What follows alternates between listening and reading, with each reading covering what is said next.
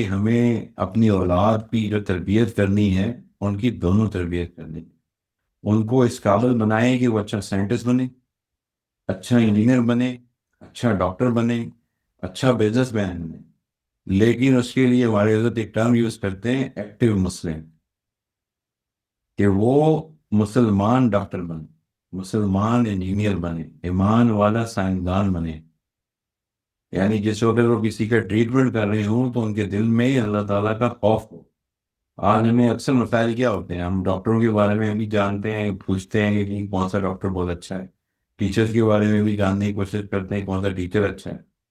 یہ مسائل اسی لیے ہو گئے کہ ہم لوگوں نے دنیا کو اور دین کو الگ الگ کر دیا خود سے.